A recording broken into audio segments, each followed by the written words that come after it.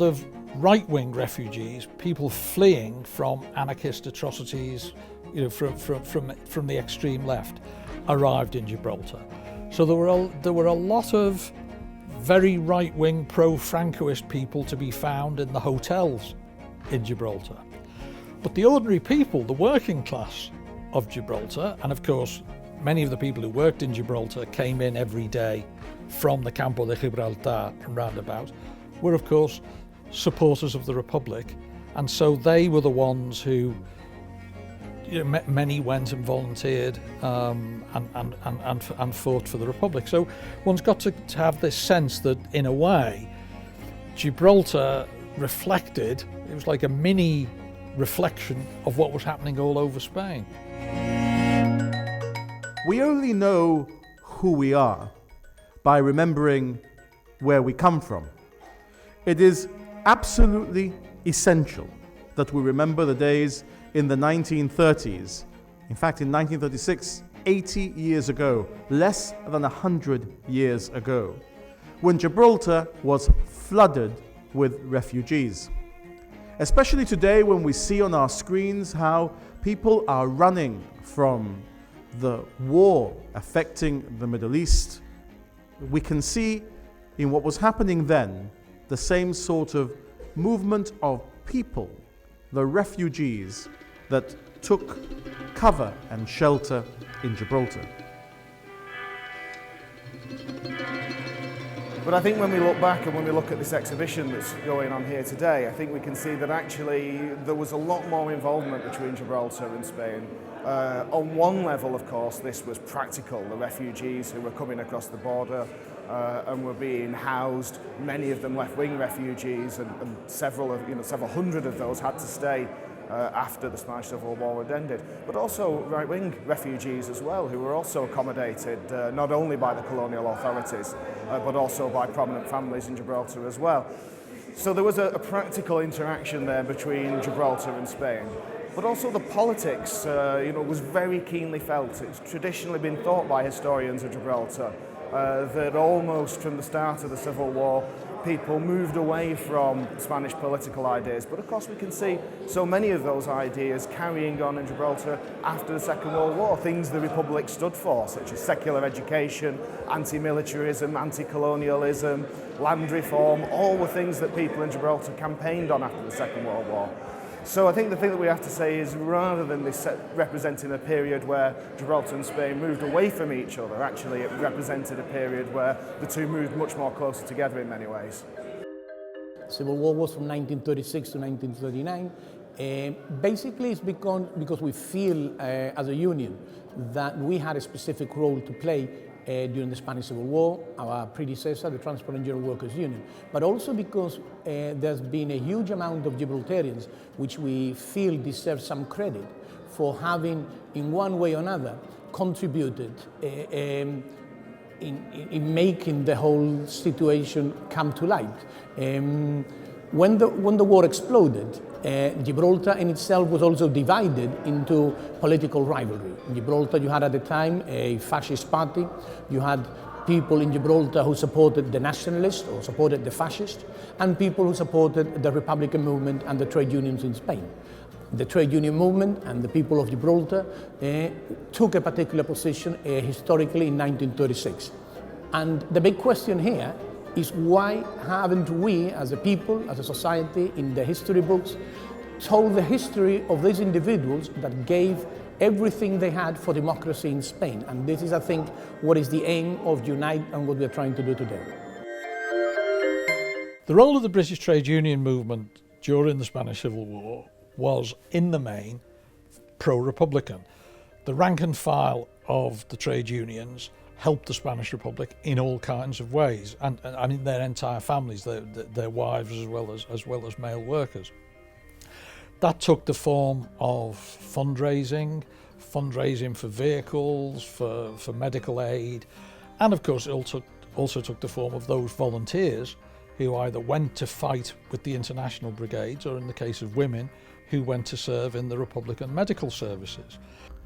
Support for the Republic was sustained throughout the Civil War as the Transport and General Workers Union, later Unite, worked hard to support refugees in Gibraltar and to campaign on behalf of the legitimate Spanish government.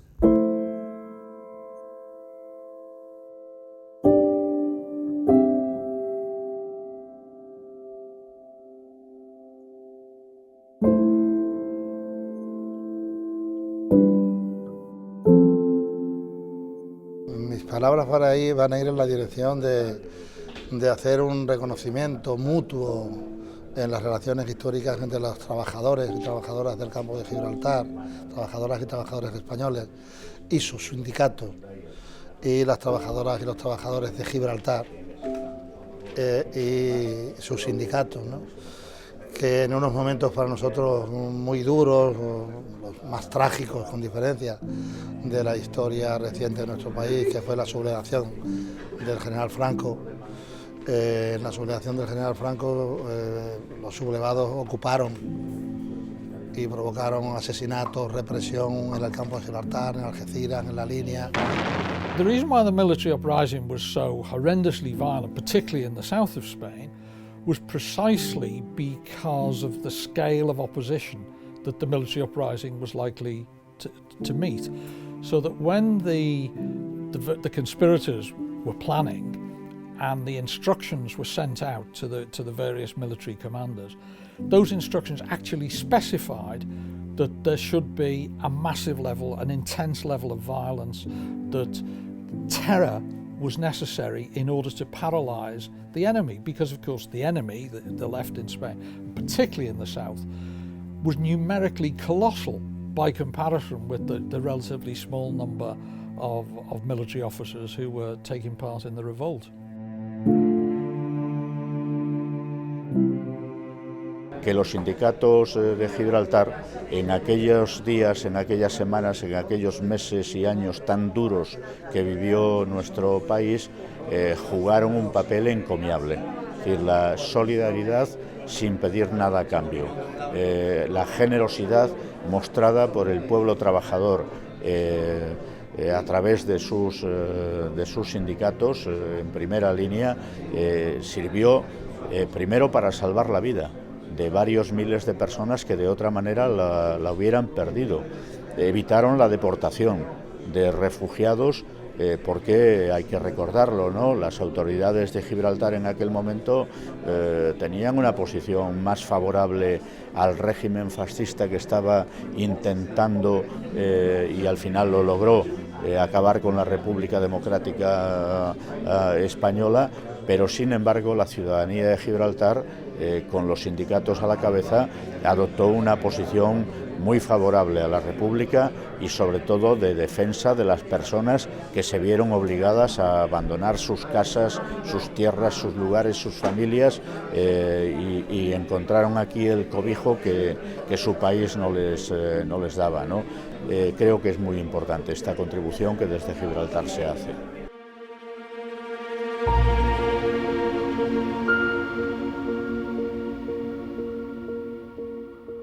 But it got me thinking on the way over here that I've spent almost half my life researching the history of Gibraltar, and I don't regret a moment of it, frankly. And I can't really summarise half a lifetime's work in the space of a few minutes this evening, but I've been profoundly interested in Gibraltar's historic relations with Spain, and particularly the local relations between Gibraltar and the Campo de Gibraltar.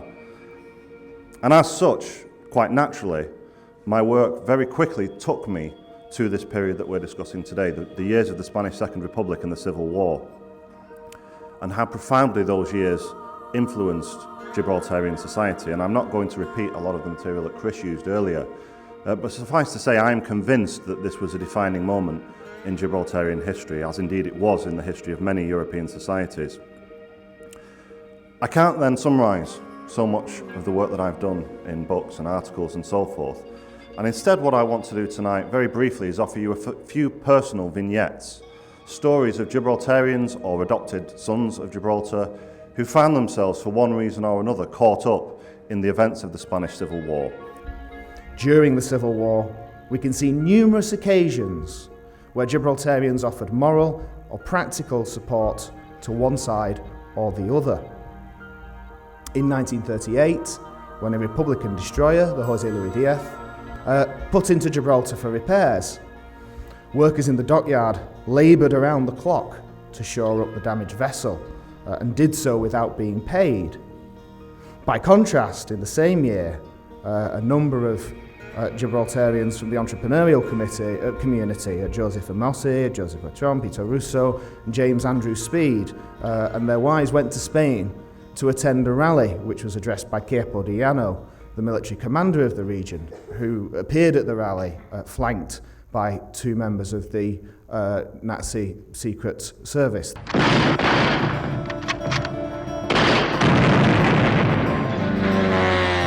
Of course, the most direct way that anyone could get involved in the Spanish Civil War was by going and fighting in it. And as we've heard tonight, tens of thousands of people from all over the world went to fight in Spain, primarily, though not exclusively, on the side of the Spanish Republic. They saw the events in Spain, the battles in Spain, as the battles of the age. And there were different viewpoints, of course there were, but people went to Spain to fight on either side because they genuinely believed that what was going on was a fight between dictatorship and democracy, between fascism and communism, between tradition versus modernity, religion versus secularism, and so forth. One man who certainly did see the front line, though not, it has to be said, as a fighter, was the Gibraltarian trade union leader Agustin Huart. And we've heard a lot about Huart. The exhibition again does a marvellous job in telling us about Agustin Huart. And I'm also delighted to have picked up a copy of this wonderful book that's now been produced on Huart's life and his commitment to the Republic. And I'm really looking forward to reading that on my way home. I could give you an entire lecture about Huart. I'm not going to, you'll be glad to know. But suffice to say, this man is a very interesting historical figure and a really key personality in the development of Gibraltar and Gibraltarians politically. Agustin Huart is my great-grandfather, and as a child I used to hear my grandmother saying, you know, what an important public figure he was, the things that he did to contribute to Gibraltar society, and as I grew older I found myself intrigued by it, and I started reading about Gibraltar books and history, and I found that there was very little about that period, certainly the interwar periods. I think what I found was that when I was looking at secondary sources, at least textbooks and materials and things like that, there was a lot written on, from the evacuation onwards, and then also, Lord Nelson at Battle of Trafalgar, the sieges, but very little in that short little period of time, which I find was a fascinating period, because we had obviously the Spanish Civil War, we had a period where the city council was born in the early 20s, and where, if you like, the Gibraltarian society was wresting some control back from the fortress, from the governor, that at that time there were no elections or anything like that. So I think it's, if you like, where sort of the democracy that we now see was born. I would also like just to pay homage very briefly to Huart's role after the Spanish Civil War, because one of the things that's little known about the TNG and about Huart personally is that he sacrificed quite a lot of political capital in Gibraltar in the years after the Civil War, defending those Republican refugees who were still left in Gibraltar. And let's remember that many of those Republican refugees working as dockyard workers during the Second World War continued the struggle against fascism and played an important role in Gibraltar, serving as an effective naval base during the Second World War. Huart fought for these people after 1945 to try and give them the right to remain in Gibraltar. And as everyone in this room will know, housing was at a premium in Gibraltar after 1945. There was a desperate rush to get people back from the evacuation. It wasn't a popular thing for Huart to do in 1945, but his commitment to these Republicans remained unwavering. Agustin was a man very much committed to trade unionism, and a man who took sides from an early involvement in the Spanish Civil War.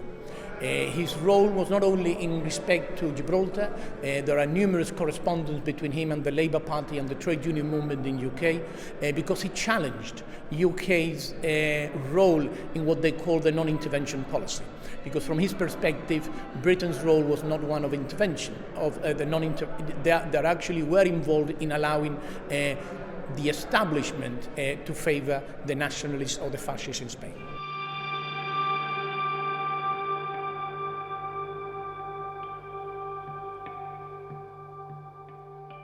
The non-intervention policy that was initially thought up by the British government, which was a very conservative British government in 1936, and indeed for the whole duration of the Spanish Civil War, and was then picked up by the French government as well, was effectively a covert way of supporting the military rebels.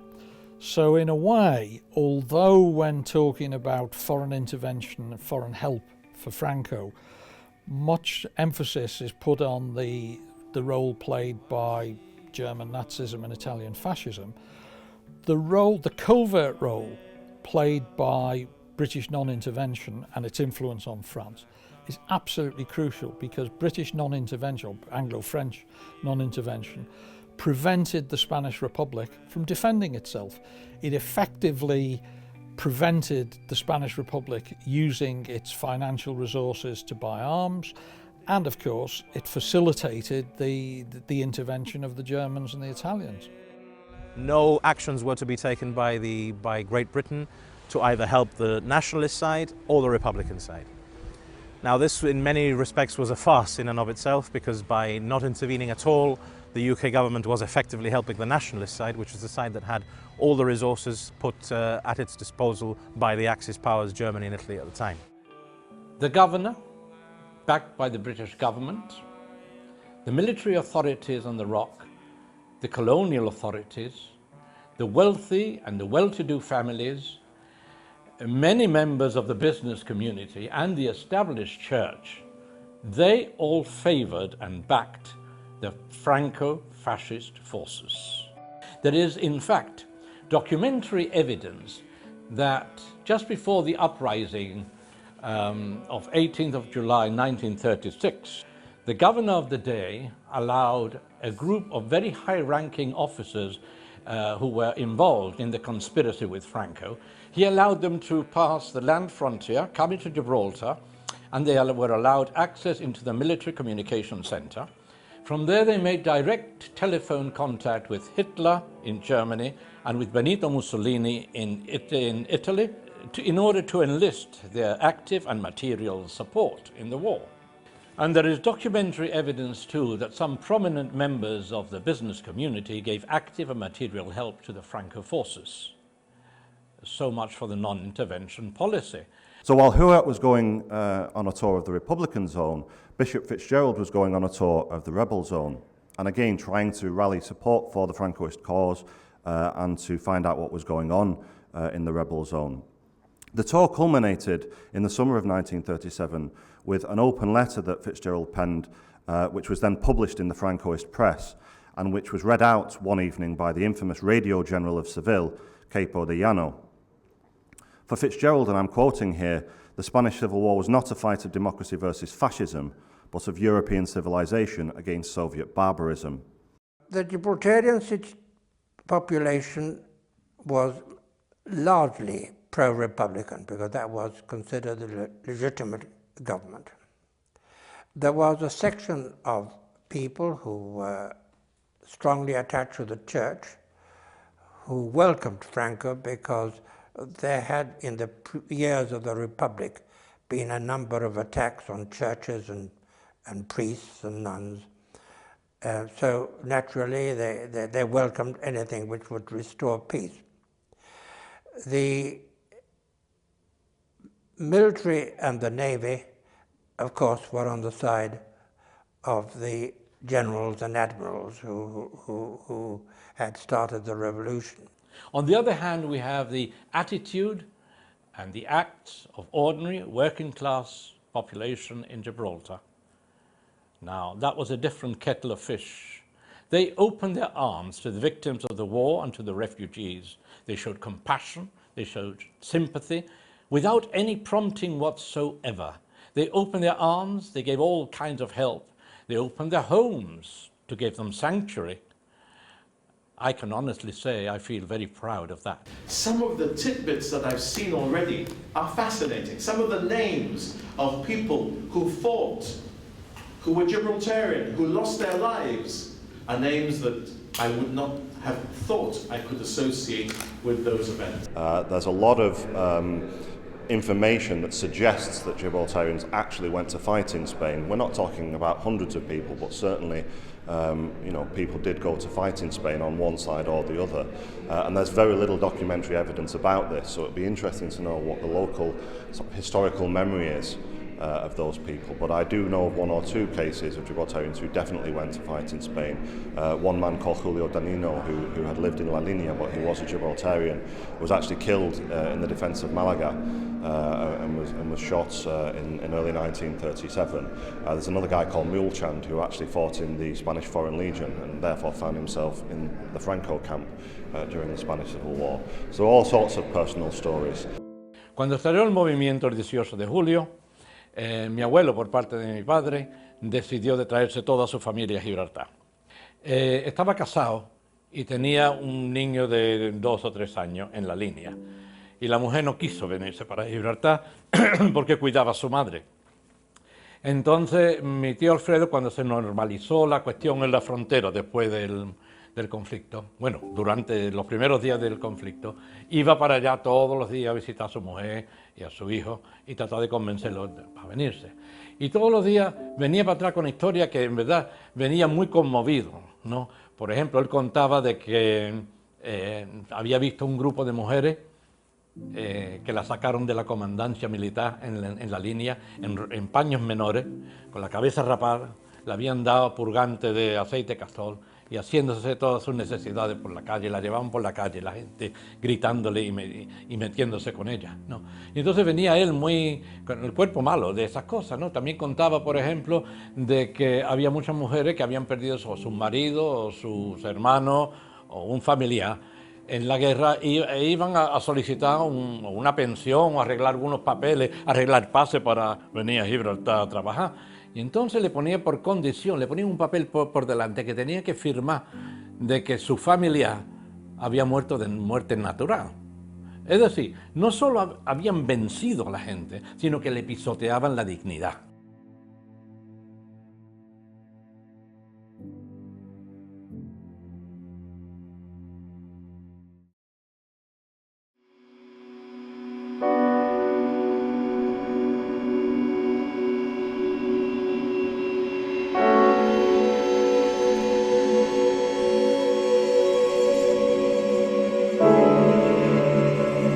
Cattle would come in, no frontier fence, on the hoof, with the men on horseback, what they used to call los piconeros, which have these big long wooden lances, and they sort of prod the cattle to keep them going in the same direction. By the 1930s, there were a considerable number of Gibraltarians living in the Campo as a result of overcrowding on the rock, combined with a very high cost of living. Gibraltarians were not, therefore, passive observers of Spanish politics. Rather, they were active participants. If you didn't look like a smuggler, they just said, anything to declare, and you said no, and you just were waved through. This changed completely when the Civil War, el levantamiento, started.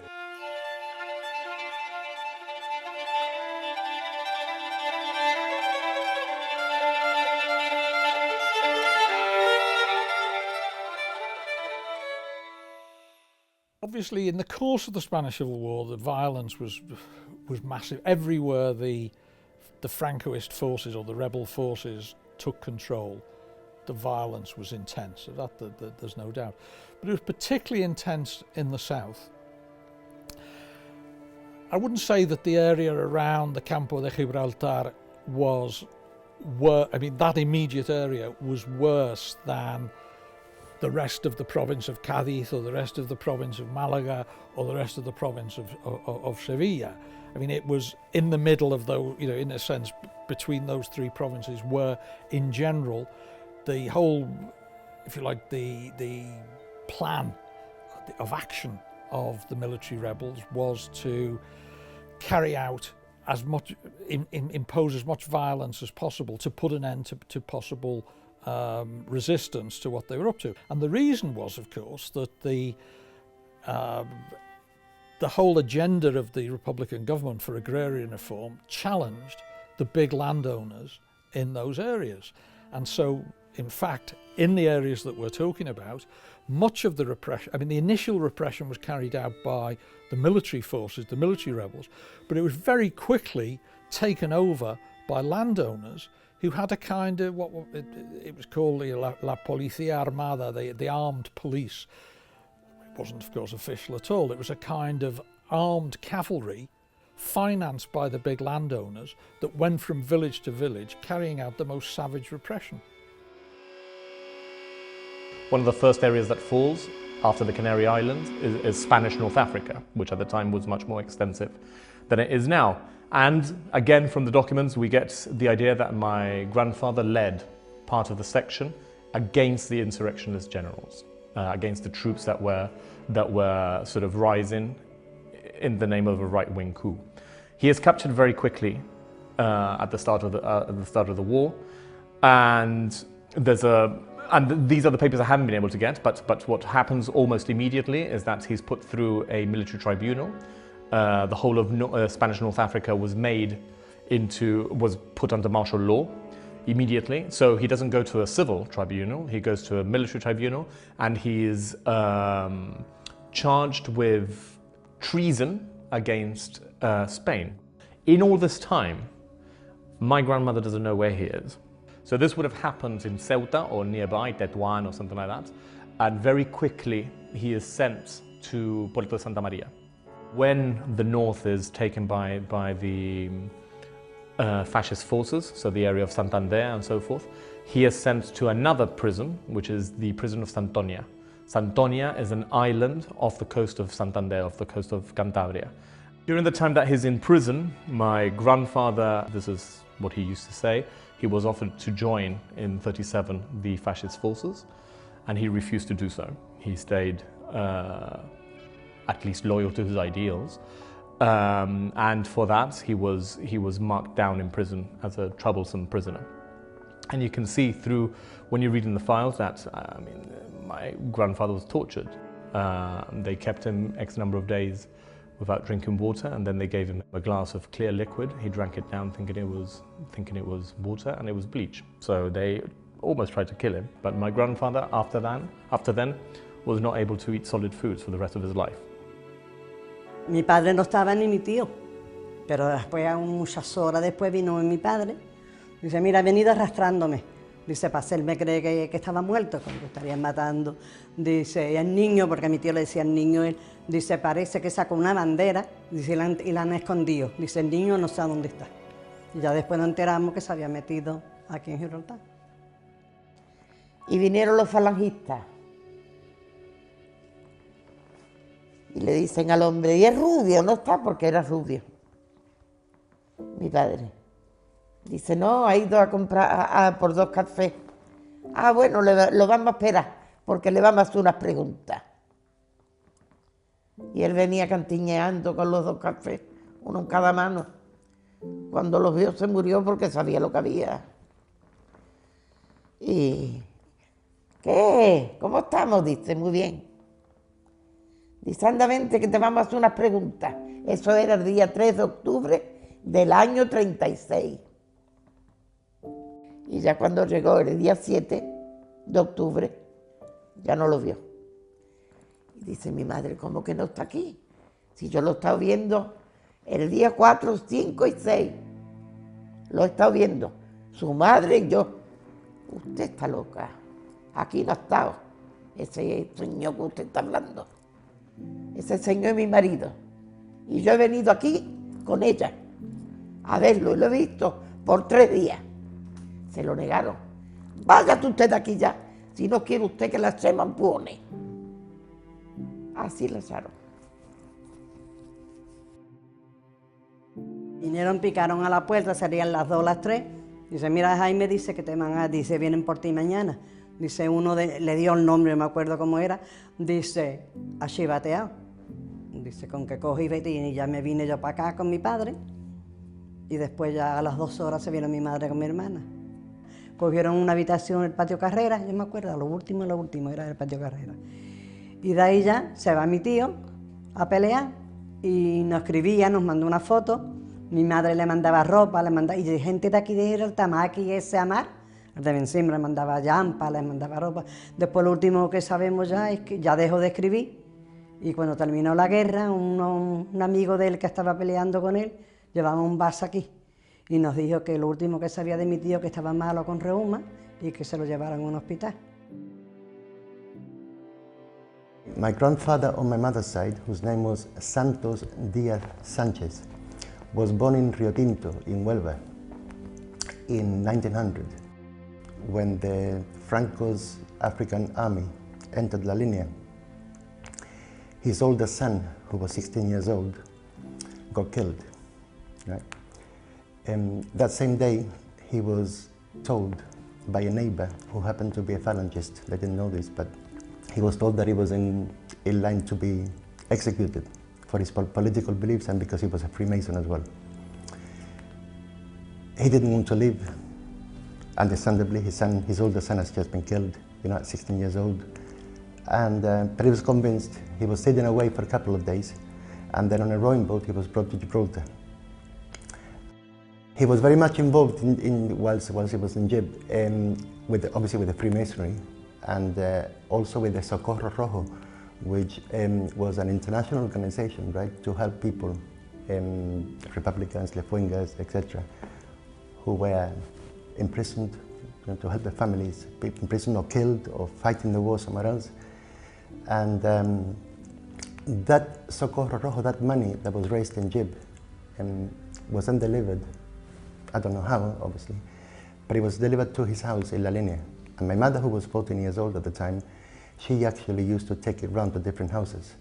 And she used to tell me that she used to knock at night on the door and put the envelope under the door, obviously to help these families. Mi tío tenía la fatalidad que bebía y cuando bebía perdía el control.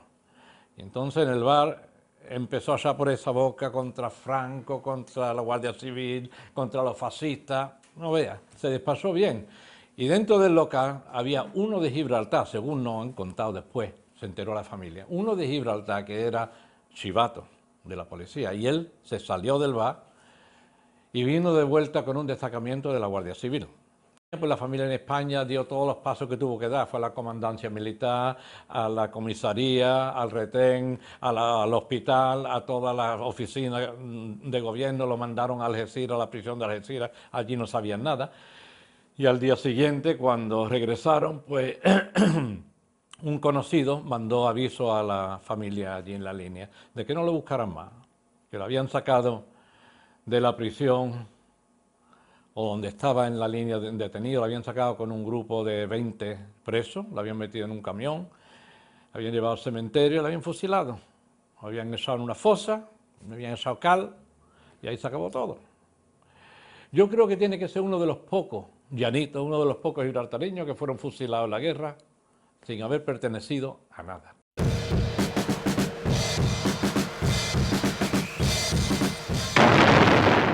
My father was in the ferry La Línea because it happened in July, and under the guise of the La Traca is like a string of bangers which they put when they inaugurate a fair in Spain. They always start with all these bangers making a hell of a lot of noise. And the troops use that as a camouflage to start shooting people. You can imagine, I mean, loads of people going to the fair, and then suddenly there's shootings, gunfights, and I remember my grandmother telling me how she literally ran, no?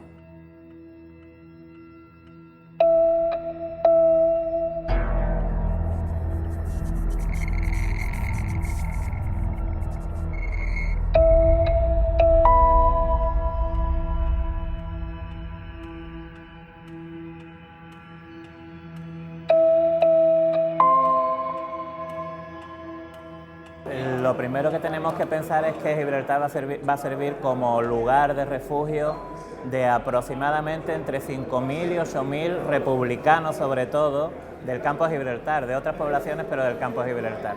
Al principio también es evidente que, que el gobierno gibraltareño va a atraer a ciudadanos británicos de las distintas zonas de Andalucía donde tenían intereses, Río Tinto, Costa del Sol, Jerez. Pero el gran grueso de los refugiados van a ser republicanos que huyen de los primeros disturbios y de los primeros fusilamientos que hay en la comarca.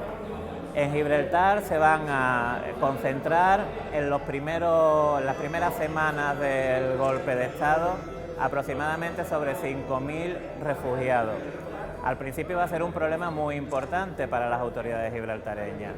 El 22 de julio ya se empieza a hablar y se construye el que conocemos todos como el campo de refugiados en la zona donde hoy está el aeropuerto.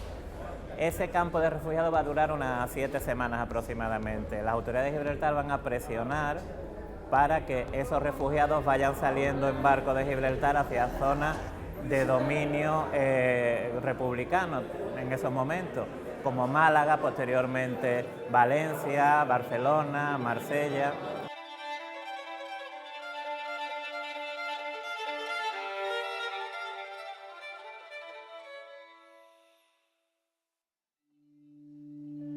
In the first days and weeks of the Civil War, there could have been up to 10,000 people from the Spanish side of the frontier taking refuge in Gibraltar. Though it is hard to know the exact figure, I've seen 5,000 as well being given out as the maximum. We don't know. About 3 o'clock in the afternoon, I think it must have been, rowing boats started arriving from La Tunara and people coming ashore, and the rowing boats went back and came back again. These were people who could not get through the frontier because the frontier was virtually closed in order to stop a big influx of refugees. So they paid the fishermen to row them over. And within minutes, the beach was suddenly full of people. Within days, it's been quoted that over 5,000 people seeking asylum presented themselves at the frontier. So you can imagine the huge task that was. You had 5,000 people to log down, to see who they were, what could be done for them. In my own bed and in my brother's bed, and we had refugees all over the place, sleeping on the floor, in the halls, wherever there was available space. Amongst these refugees were a good number of Republican sympathisers. And once the camp had been secured by the rebels, it was the presence of left-wing sympathisers which prompted the rebel authorities to close the frontier. In essence, the rebel authorities wanted to force the colonial authorities in Gibraltar to refuse refuge to Republican sympathisers, who could then go on to use the rock as a base from which to operate in Spain. Given the pro-rebel sympathies of the colonial authorities, this was, as they say, pushing on an open door. Camps housing refugees were closed down, and an ordinance outlawing the harbouring of refugees was issued by the colonial government, sometimes referred to as the Impartiality Ordinance, a phrase which my colleague and friend Gareth Sockie coined in his book. Nevertheless, there were ultimately around 500 refugees who could not return to Spain because it was clear that they would either be imprisoned or, more likely, killed by the new regime there. If the Spanish Republican refugees who had found help in Gibraltar and been welcomed by families from Gibraltar, if they had returned, there's little doubt that their fate would have been the same as left-wingers who had also gone into exile in France, or indeed there were, at the end of the war, some had gone into exile in North Africa. What they would face at best would have been concentration camps, prisons with unbelievably insanitary conditions, but most likely execution.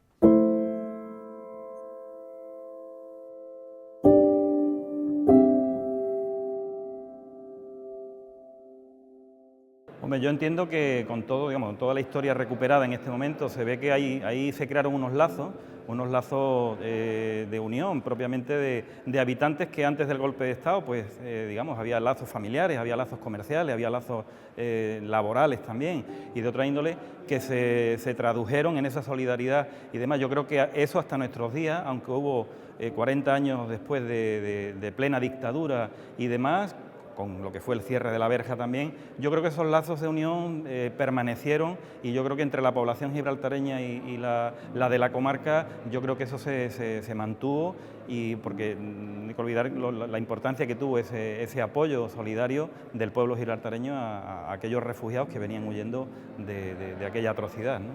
And don't forget that Gibraltarians actually faced prosecution for doing so. There was a very strict permit system in place in Gibraltar, had been for years by the 1930s, which regulated your right of residence in Gibraltar. And yes, you had this influx of possibly as many as 10,000 Republican refugees at the start of the Civil War, but as you say, they closed the camps. They ordered most of these refugees to leave Gibraltar, and local families, because they had so many ties, friendships, family ties, often business ties with people in the Campo, frankly defied the orders of the British authorities and simply said, no, we're going to help these people. So, hiding them out in already overcrowded houses, frankly, and doing what they could to help these refugees. And around a dozen of them were actually fined very heavily for doing this, and many others who weren't recorded, nonetheless, were prepared to take that risk. It's really fascinating. Calculamos entre 5.000 y 8.000 refugiados que llegan a Gibraltar, pues lógicamente van a cambiar en estos primeros días y meses de la sublevación, van a cambiar el ritmo diario de Gibraltar. Las relaciones ideológicas que se van a crear entre los refugiados y sobre todo el sindicato, la Trade Union de Gibraltar, van a ser muy estrechas. Incluso sindicalistas históricos de Gibraltar, pues algunas de sus memorias han dicho que bebieron de las fuentes sindicales de esos refugiados.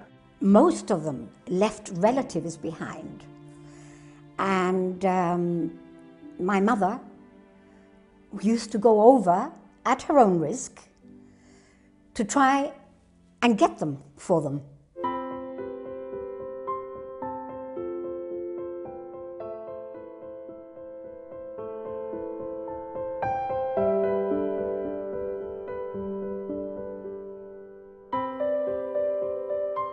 Mr. Mesilio, Francisco Mesilio, used to go by rowing boat into the sea between Algeciras and Gibraltar, into the straits, and this was obviously under cover of darkness with no lights, and pick out of the sea those who were injured, who could be soldiers with bullet wounds, or people who were escaping and had gone into the sea to try to swim to Gibraltar.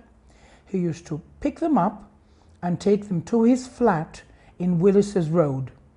And there, at any given time, you could have 20, 30, even 40. To finish, we come full circle.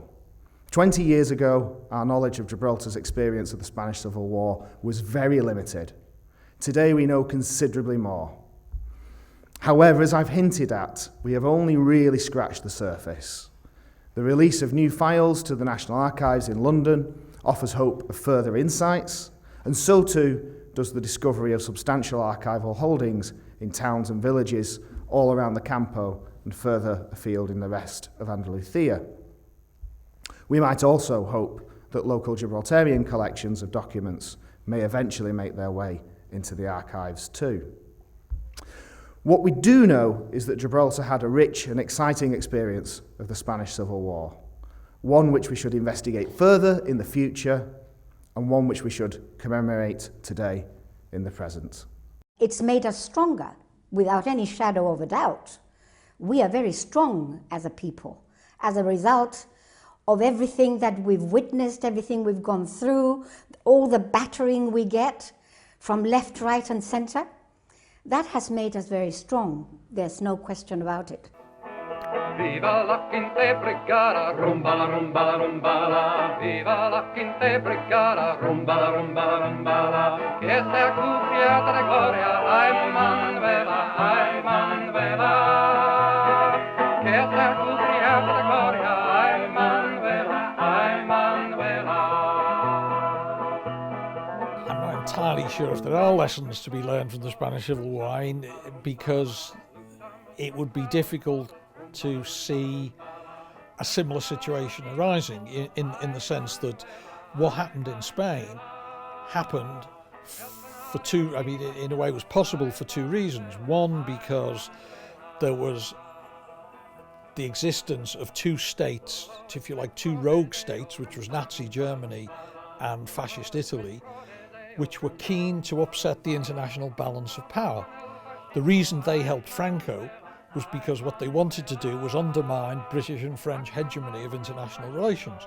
Now, there isn't an obvious equivalent of that today, and the other reason was, of course, that Spain itself was bitterly divided for the reasons that I explained earlier on about the, if you like, the many challenges that the Republic put up against the economic and social establishment within Spain. Now again, a Spain that's part of the European Union, you know, neither is there an equivalent of the aggression of Hitler and Mussolini, nor is there the bitter social division in Spain that there was then. If one wanted to widen it out, I mean, you'd have to say the best lesson would be not have a conservative government in Britain.